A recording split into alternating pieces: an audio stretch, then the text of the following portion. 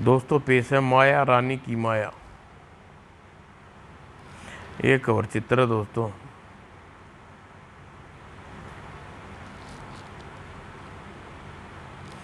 एक रात रामगढ़ के युवराज विक्रम दत्त अपने शयन कक्ष में सो रहा था। उसका सपना देखा। सुनो विक्रम, मैं जानता हूँ कि तुम एक वीर और परोपकारी पुरुष हो। मुझे तुम्हारी मदद चाहिए। तुम मदद करोगे? अभी मेरा परिचय जानना आवश्यक नहीं है, लेकिन मेरी सहायता एक जोखिम भरा काम है। अवश्य करूँगा। आप कौन हैं? मैं खतरों से नहीं डरता, केवल काम बताइए। काम? आकाश नगर जाना जाओगे? बस इतना जान लो, स्थित आकाश में स्थित एक राज्य है जिसे आकाश नगर कहते हैं। उस समय विपत्ति आई है, तुम उसे दूर करना है। मगर आकाश नगर जाऊँगा कैसे? ये लो जादुई मोती, इससे सारे तुम आकाश नगर जा सकते हो। का कामों में मैं तुम्हारी मदद करूँगा। मैं चलता हूँ। जल्द से जल्द आकाश नगर पहुँचने की कोशिश करना। काफ़ी देर बाद विक्रम की नींद खुली। ओह, कहाँ गई महात्मा? ओह, यह क्या सपना देख रहा था? नहीं, यह मोती अभी भी मेरे हाथ में है। ओह, आकाश नगर में वास्तव में कोई राज्य है। मुझे वहाँ अवश्य जाना चाहिए, पर पिताजी मुझे वहाँ जाने की आज्ञा देंगे? शायद नहीं। फिर मैं वहाँ किसी को बताए जाऊँगा। ये जादुई मोती मुझे आकाश नगर ले पहुँचा दे। और अगले ही पल वह अदृश्य होकर आकाश मार्ग से होता हुआ आकाश नगर जा पहुँचा। वाह, मनोहारी दृश्य, अति सुंदर। फिर वह असली रूप में आकर एक व्यस्त बाजार में पहुंचा। शायद किसी ने मुझे देखा नहीं। अरे, यह सारे मनुष्य हिलजुल क्यों नहीं रही? यह तो मनुष्य है, मगर विक्रम ने एक मनुष्य को छूकर देखा। अद्भुत, ये पत्थर की बुत है, देखने में बिल्कुल सजीव।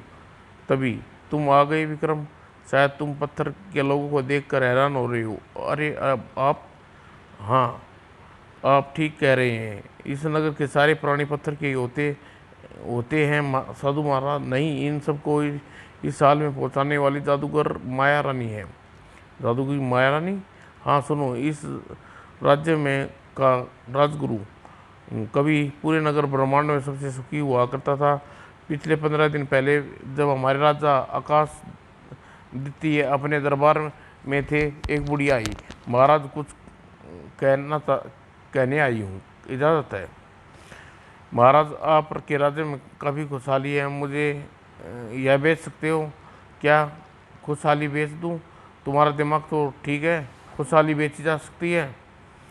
लगता है बुढ़िया पागल हो गई है। मुझे पता है कि वह बेची नहीं जा सकती, पर मुझे खरीद सकती हूँ। क्या आप केवल हाँ कह दें? पर महारानी महामंत्री जी बोले, महाराज, मुझे यह गड़बड़ मालूम होती है, आप इनकार कर दें। सुनो बुढ़िया, तुम्हें खुशहाली नहीं बेच सकता। राजन, आप सोच लीजिए, आपको मुँह मांगी कीमत दूंगी। ऐसा ऐसा तो देखिए, तुम तो खुद फटे आलो, फिर मुँह मांगी कैसे कीमत दोगी? और शैतान बुढ़िया ने कोई मंत्र पढ़ा। और फिर क्या आपको अविश्वास हुआ? आश्चर्य। और राजा आधी रात धन के लोभ में बोले, ए बुढ़िया, मैं तुमको खुशहाली बेच चुका हूँ, तू 1000 बोरे हीरे मोती दे। इतना कहते ही समस्त वासी राजा पत्थर के हो गए। ओह, किंतु आप सही सलामत कैसे हैं? मैं उस समय राजकाज के मामले में पृथ्वी पर गया हुआ था। मैंने यहाँ के जादूगरनी से मिलकर खुशहाली वापस लाने के लिए बुलाया है। मैं हर संभव सहायता करने के लिए तैयार हूँ। आप उसका ठिकाना बता दें। पृथ्वी पर चौरस घाटी रहती है वहाँ। हाँ, तो वह है बहुत खतरनाक। उसकी आप चिंता न करें, अब मैं चलता हूँ। भगवान तुम्हें सफल करे। विक्रम जादुई मोती की मदद से वहाँ से अदृश्य हो गया और सीधा पृथ्वी की चौरस घाटी में पहुँचा। उफ, यह तो बिल्कुल उजाड़ जगह है। अपने असली रूप में आकर आगे बढ़ा। ठहरो, एक कदम भी आगे बढ़ाया तो मार दिया जाओगे। जादूगरनी माया रानी के इलाके में प्रवेश करना वर्जित है। मैं उनसे मिलना चाहता हूँ, मुझे कोई भी नहीं रोक सकता। तुम भुगतो। अचानक ही वहाँ एक भयानक विस्फोट हुआ और फिर हा हा हा, अरे बाप रे, ये जादुई मोती, तू मेरी मदद कर। जादुई मोती ने एक विशाल लोहे का गोला बना और गोला आगे बढ़ता हुआ और जीव के सिर पर जा टकराया। विशाल का जीव जीव पानी बनकर पिघल गया। दुष्ट, तूने शक्ति को नष्ट कर दिया दी, अब बच। वहाँ एक विचित्र राक्षस प्रकट हुआ। हे भगवान! मगर ठीक तभी उसी समय मोती से जिन निकला और दोनों आपस में उलझ गए। दोनों की लड़ाई काफ़ी देर तक चलती रही। अंत में दोनों एक दूसरे के हाथों मारे गए और फिर वायु कणों में बदल गई। मूर्ख, तू हमसे टक्कर लेता, अब भी समय वापस लौट जा। माया रानी के बिना मिले नहीं जाऊंगा। ओह, तो ठीक है, मैं भी देखती हूँ कब तक मुझसे बचता रहता है। आवाज़ आनी बंद हो गई। विक्रम आगे बढ़ा तो दूर जाने पर, हाँ ये मैं हूँ काला भूत, तुझे खा जाऊंगा। अरे, काले भूत का पंजा आगे बढ़ा। उफ नहीं। उसके अंतिम समय मोती का स्मरण किया। हे जादुई मोती, मदद करो। और अचानक कहीं से एक तलवार आई और विक्रम सिंह जमीन पर गिर पड़ा। बदमाश, तूने मेरा हाथ काट दिया, मैं तेरा खून पी जाऊंगा। नहीं। और जादुई मोती एक फरसा फरसा निकला और खच्चा काला भूत वायु के कणों में बदल गया। चलो, पीड़ा पीछा छूटा। दोस्त, अब तू वास्तव में जिंदा नहीं बचेगा। अरे जा, बहुत बकरी की तरह जुबान चला रहा तू। तभी भीषण शोर के साथ जमीन फटी और एक महाराक्षस प्रकट हुआ।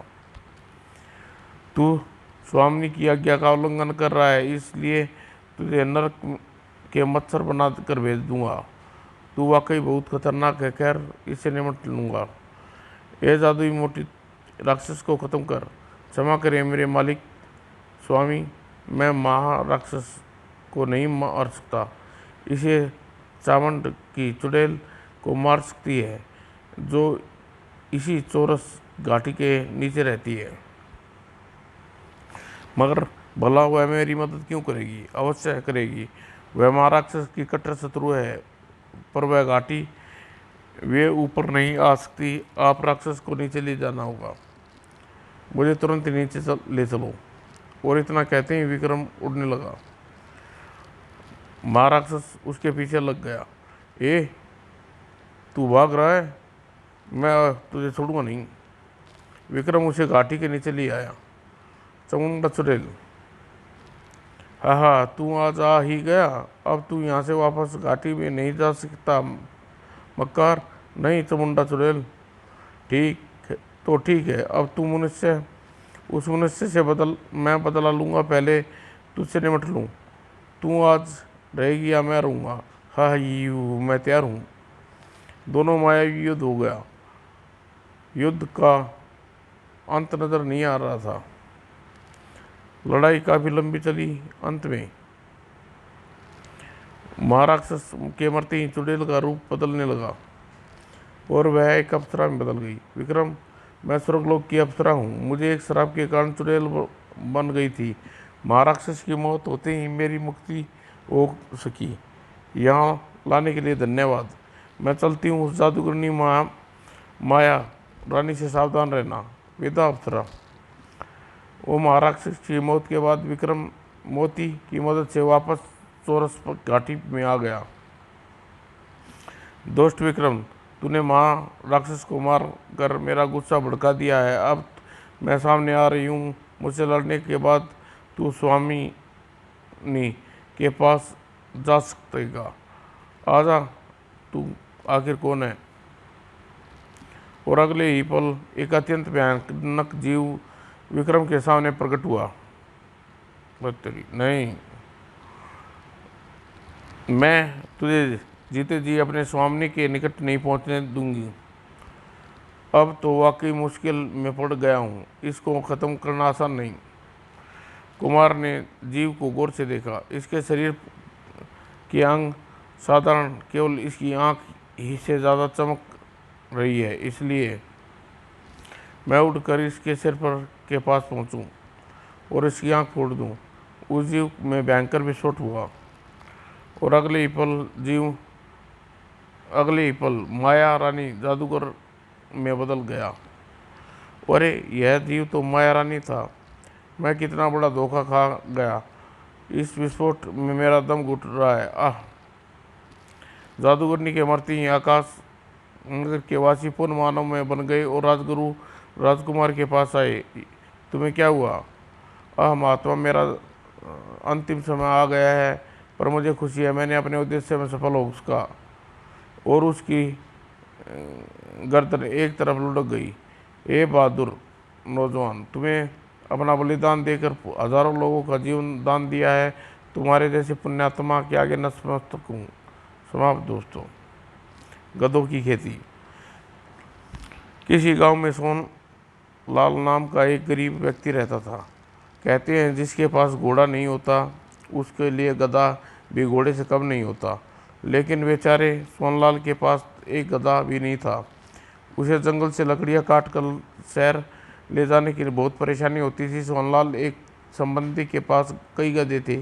सोनलाल उससे कुछ गधे उधार मांगने पहुंचा। मैं तुम्हें 3 गधे दे सकता हूं, लेकिन इस मेहरबानी के बदले तुम्हें मेरे यहाँ 3 महीने काम करना पड़ेगा, ठीक है? और दूसरे दिन सोनलाल गधे लेकर जंगल निकल पड़ा। अगर मुझे इन तीन लकड़ियों की अच्छी कीमत मिल गई तो मैं एक भेड़ खरीदूंगा। जिसके पास एक भेड़ हो वह गरीब नहीं रहता। मेरी पत्नी भेड़ से दूध दुहेगी, बच्चों का दूध पिलाया करेगी। भेड़ के 2-3 बार ब्याते ही हमारे यहाँ घी की कमी नहीं रहेगी। फिर कुछ ही दिनों में एक भेड़िया खरीद लूँगा और सिर दी सोनलाल, तेरे हालात बदल जाएंगे। तभी अरे यह क्या, मेरे गधे तो दलदल में फंस गई। हे भगवान, अब क्या करूँगा? काश गधे की जगह मुझे मौत आ जाती उसी समय। तुझे क्या चाहिए भले आदमी? मैंने मौत का नाम लिया और शायद यह मेरी मौत ही है। ए मेरी मौत, मूर्ख सोहनलाल पर कुछ रहम करो। उसे दुनिया से मत उठाओ, उचित होगा। मेरी दलदल में गधे निकालो, मदद करो। अरे अरे! सोहनलाल पूरी बात सुनकर ही अरे चतुरीलाल हूँ, मौत नहीं हूँ, चिंता मत करो, तुम्हारी मदद करूँगा। लेकिन मेरे गधों की चिंता न करो और जैसा कहता हूँ वैसा करो। बोलिए क्या करूँ? तुम जंगल जाओ और ज़्यादा से ज़्यादा खरगोश की मेंगनियाँ इकट्ठी करके ले आओ।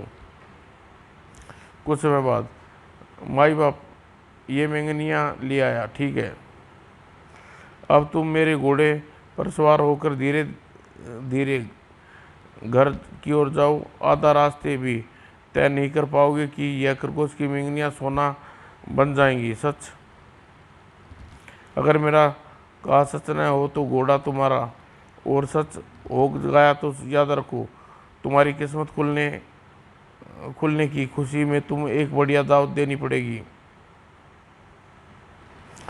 सोनलाल चतुरीलाल की बातों पर विश्वास तो नहीं हुआ, फिर भी घोड़े पर सवार होकर चल दिया। मेंगनियाँ भला अपने आप सोने की कैसे बदल जाएंगी? अब मुझे यहाँ बैठकर इंतजार करना चाहिए, क्योंकि मुझे कुछ मिलना चाहिए। और कुछ देर बाद शायद कोई घुड़सवार आ रहा है, मेरा काम शुरू।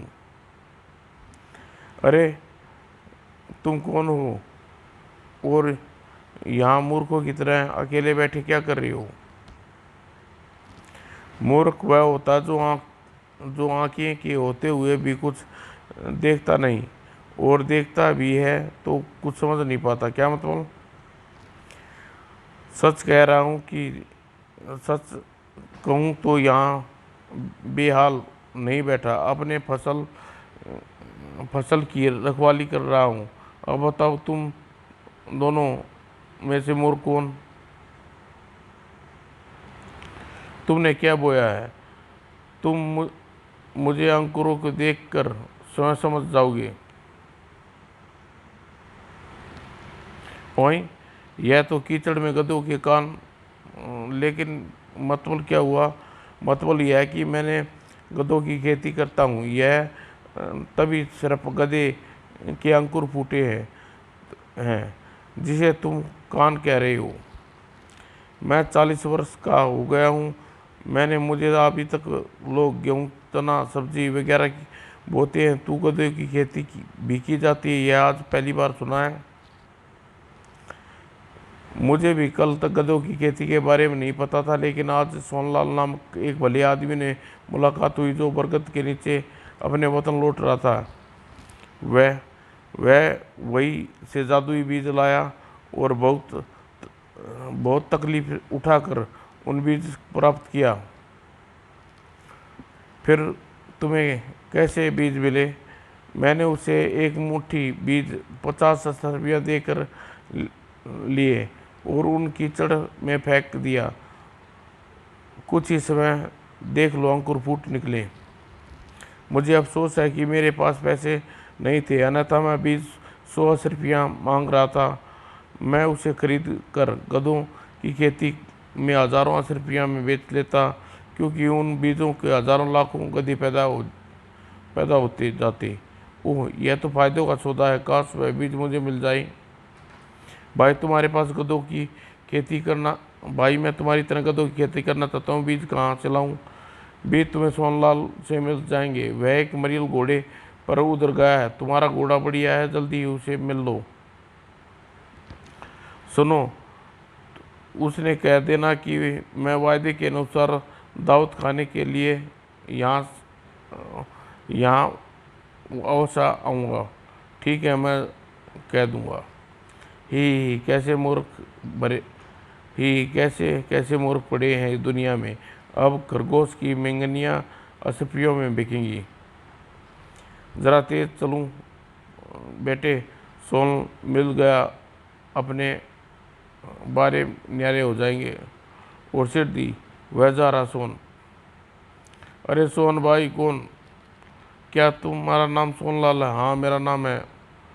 सुनो सोनलाल, मुझे चतुरीलाल ने सब कुछ बता दिया। फिर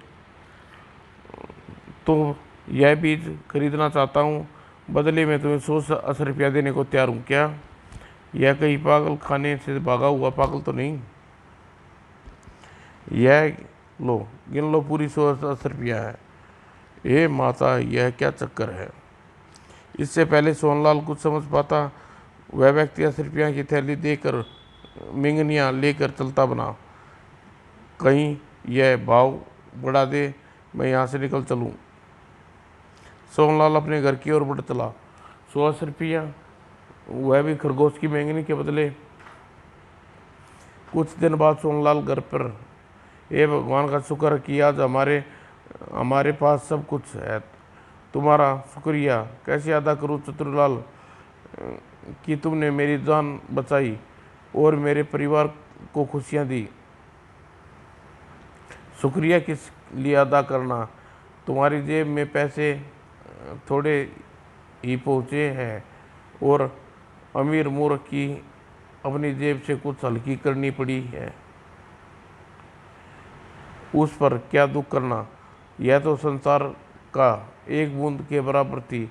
याद रखना मूर्ख, जो अपनी आधी छोड़ पूरी चाहे, वह अपनी आधी को भी खोए। अच्छा, अब मैं चलूँ, फिर कभी समय मिला तो फिर आऊँगा। ज़रूर आइएगा, आपका ही घर है। और अमीर कीचड़ में गधे की बीज डालकर गधों की अंकुर फूटने का इंतजार कर रहा था। कम से कम 1000 गधे तो पैदा हो जाएंगे।